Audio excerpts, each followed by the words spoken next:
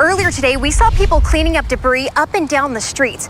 If you look closely behind me, you'll see down power lines. This whole street still doesn't have electricity. Earlier today, I spoke with residents who say they're just waiting for things to improve. We got lucky for the damage that we had. Compared to other residents in the Greenbay area, Tayler Amschler says her house is untouched, but she still has no power. Everybody around us has power except for this street, and that floors me. Amschler says she's had wires down in her street for 2 days. She doesn't know if anyone's come to check on the status or any of her neighbors.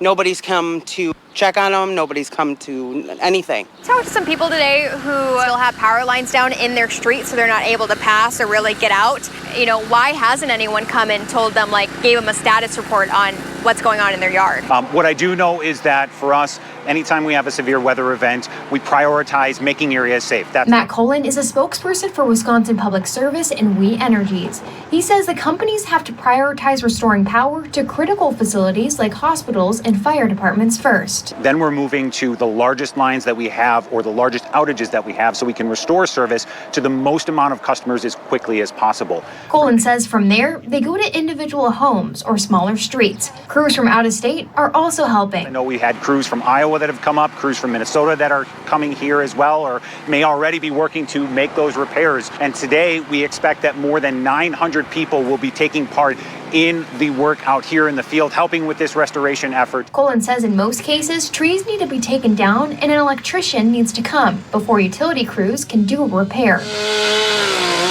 For Amschler and thousands of others, 2 days of no power is enough. So we might get a hotel room, we might not. Hopefully it comes on soon.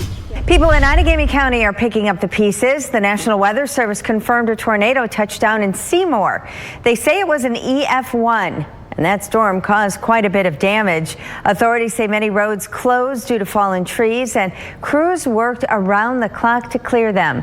The town of Black Creek says numerous power lines went down during the storm. And that tornado in Seymour, just one of multiple across the state. Pete, how many in total did the state get? Well, so far, 6 have been confirmed, maybe more as the survey crews get out. There were 3 in the southwestern portion of the state.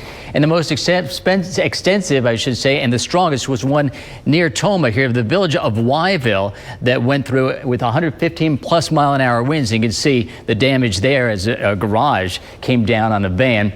And in Mauston, or near Mauston, there was an EF1 tornado, and that came down with some force, and you can see what happened there. A roof torn off a restaurant in that area, and that was in Juneau County. And we had 3 so far confirmed. The first one that I want to point out is Silver Cliff in northern Marinette County, and then we also had one in Waushara County in West Bloomfield, and then of course the one in Seymour, which is listed as an EF1 tornado. And you saw the damage that we've already shown you, and here's another picture of a house with some damage from that tornado in Seymour. Officials say while emergency vehicles had been moved outside of the building, many vehicles were still suffering damage, such as broken windshields. The department's fire chief says the building itself has suffered substantial damage, but it is too early to tell if the structure can be repaired or needs to be replaced.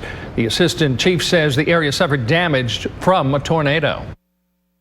Waiting to hear from the county management and from insurance companies and see where we go. So hopefully we can rebuild this place and get back better than what we were.